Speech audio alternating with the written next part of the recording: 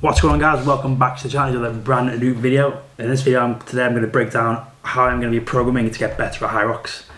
That's going to be for someone who's done their first Hyrox, or you are a complete beginner and not sure where to go about programming for yourself. In previous videos I've said I'm going to go into a bodybuilding phase, but during Hyrox I actually was enjoying it that much that I thought I really want to stick to this for the foreseeable.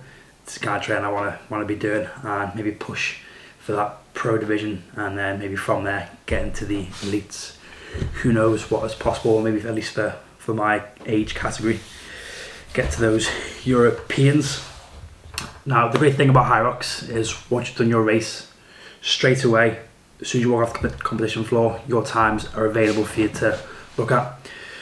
Well, that's probably not something you want to do straight away, but it's great to see where you were weakest at and what areas needs improving or could do with improving, which, to no surprise, looking at my times, was my running, dropping from, just got the screen up here, first one was 4 minutes, 5.5 minutes, and then from there it was 6 minutes plus, which is not where I wanted to run. I wanted to run 5:30, 5:10, didn't happen, along with the burpees, farmers carries and lunges, although the lunges and I'd say the wall balls as well were down to my left hamstring, right hamstring even, starting to cramp and pull a bit on the lunges, so I had to slow it down quite a bit, but our hamstrings were neglected quite a lot, so they're getting some direct work in the upcoming phase. Strength movements for me were pretty easy, getting sled push, easy sled pull, comfortable, lunges and wall balls were great, apart from again the hamstring issue. And anyway, strength isn't needed that much in Hyrox, just mainly for the sled push and pull. It's more about endurance and sort of strength endurance for the lunges, wall balls, burpees. So I'm thinking I might sign up for a 10k race, so I've got something to work towards to keep me focused, because I've not got Hyrox events signed up yet, because that May one sold out very quickly. But here's what it is, maybe get a 10k race in. There's Copenhagen in March, might sign up for that. Don't know if that's going to be too soon or not, but it's certainly a nice weekend away. Anyway, enough chat, let's get straight into the programming. So the program is going to be broken down into 3 different training blocks. The first one being lasting the longest, being a general prep phase. That's going to be focusing on aerobic training and running, which is my weakness, no surprise. Moving on to a second phase, being more Hyrox specific, so bringing those movements into training, start doing some compromised running, getting better at the events themselves individually, and then phase 3 will be bringing it all together and getting ready for race day, dialing in those race day strategies. So go into those blocks a bit more. Phase 1, general prep. It's going to be a lot of aerobic and running development. Getting better at that. It's going to be 3 runs a week. 1 is going to be interval based, 1 is going to be threshold based, and the third is going to be a just long zone 2. I actually did a threshold test yesterday, then I'm going to base that my threshold runs going forwards. And then along with that, there's going to be 3 strength sessions, being a lower body strength session, an upper body strength session, and a full body strength session.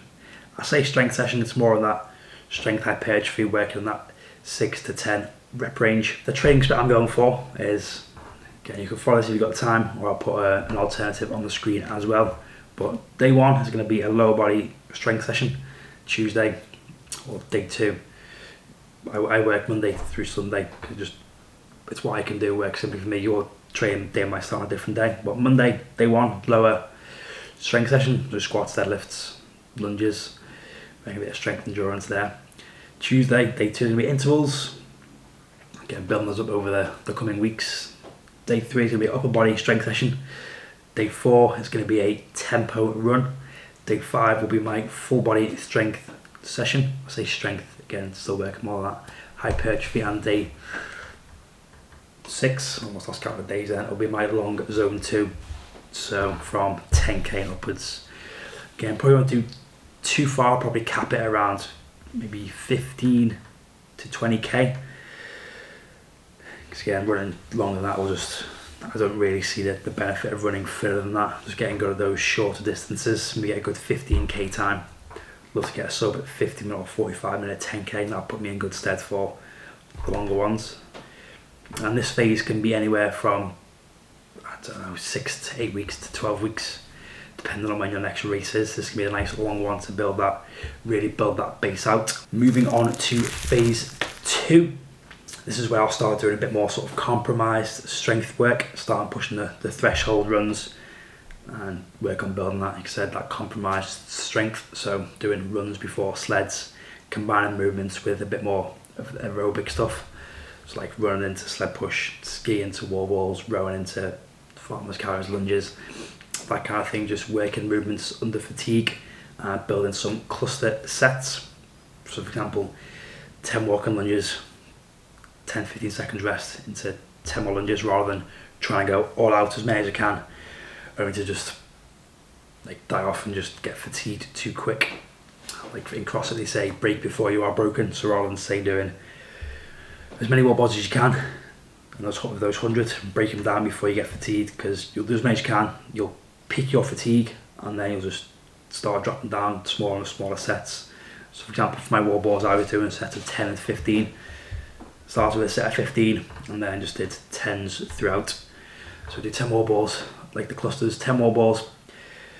I take in 5 breaths and then go again, or I count to 5 and trick myself by going again on 3. Just a bit of mental psychology there. And again, this can be for anywhere. I feel 4 weeks is too short, so it's probably between 6 weeks, 6 to 8 weeks. Again, the way I lay this out, still training 6 days a week, would be day 1, lower body with movement into running, combined on the same day, the same session. Day 2, upper body strength work. Day 3 would be my Hyrox specific day, so some form of metcon, or 2 or 3 metcons, just to work on that compromised work, compromised running. Day 4, again, another run. This will be another threshold run, working on that threshold work. Day 5, I'm struggling to even read this off the screen, would be a full body session again. And then day 6, just another nice easy long zone 2 run. They are still be sitting there, so that's still 2 to 3 lifting days with 3 running sessions.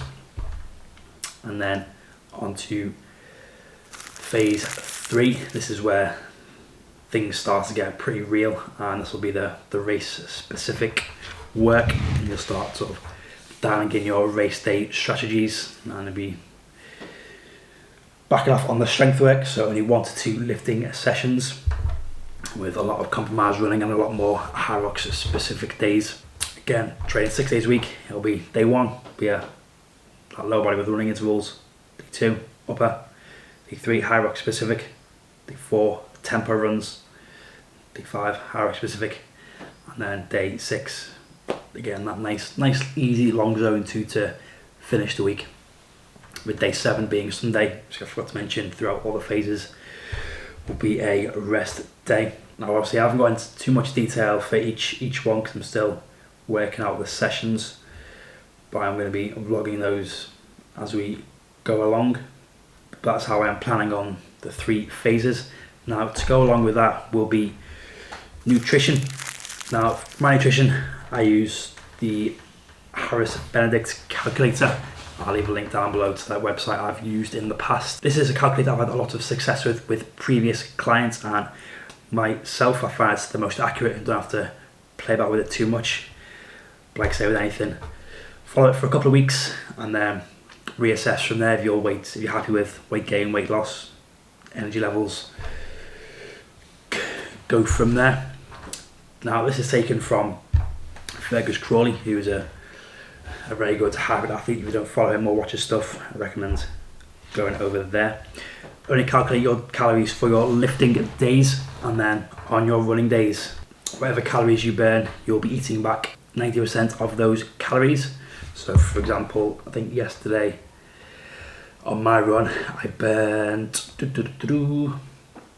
think it was like 750 calories, so that would mean me eating back an extra 675 calories for the day on top of whatever the calculator says for you to have, if that makes sense. For example, I am having 3200 calories a day, so on top of that take it up to 3,800, near enough, 3,900 calories for the day, if that makes sense. That's something I didn't really do in the last prep. My nutrition sort of fell off a little bit, and I just started eating a lot less. I just wasn't fueling myself properly, which is probably why I struggled on some sessions. Now in terms of nutrition, let's go over the macros, which are your protein, carbs, fats. You should pretty much all know these by now. Protein set at 0.8 to 1 gram per pound of body weight, or 1.6 to 2 grams per kilo. Fat based at minimum 0.4 grams per pound of body weight. I like to just go on sort of 1 gram per kilo body weight, especially for males, good for hormone production, and females as well.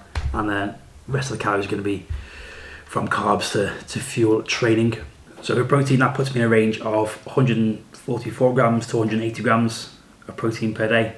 Fat, 90 grams per day, or however many more. And then carbs will just fill in the rest. So once you hit those minimums, you can fill your calories in with whatever you want. I always like to say it's important to work, not important, but it's much easier to work on ranges rather than trying to hit specific numbers each day. So hit the minimums and then sort of have fun with the rest of your calories really. And I believe that is gonna end today's video. Again, just a short one, brief overview of what I'm going to be doing over the next 12-16 weeks before the next Hyrox. Definitely going to be a good few months of training, maybe a 10k race in there, we'll see, just to keep me looking forward to something, because I always like to train with a goal in mind. And then I'm also in the process, if anyone's interested, in putting together a free ebook on some race day tips. Although I've only done one race, I feel like my previous competition experience in weightlifting, CrossFit, powerlifting have put me in good stead of sort of knowing what to do really on competition days. I've got a lot of competition experience. And yeah, that's going to be it. Hope you've enjoyed this video, taking things from it. If you have, leave a like, comment below any questions you may have. I'm happy to answer anything and everything. And as always, I will catch you in the next one, and keep an eye out for that ebook, which I'll be posting either on social media, on my Instagram even. This is still social media, isn't it? YouTube. It'll be in a link in the description once it's ready. And yeah, see you all in the next one. Peace. And good luck with your training for Hyrox if you're prepping for. Let me know how you get on.